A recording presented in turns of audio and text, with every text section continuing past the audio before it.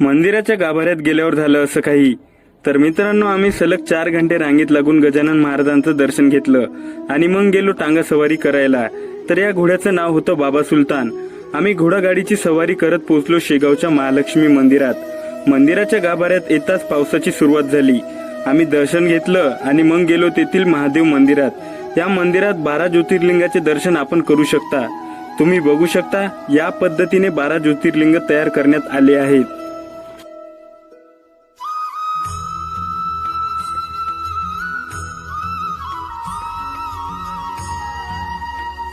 मंदिराच्या बाहेर मला दिसला हा जगातील सर्वात सुखी माणूस आणि हा झाडाच्या फांदीत तोंड लपवलेला जिराफ.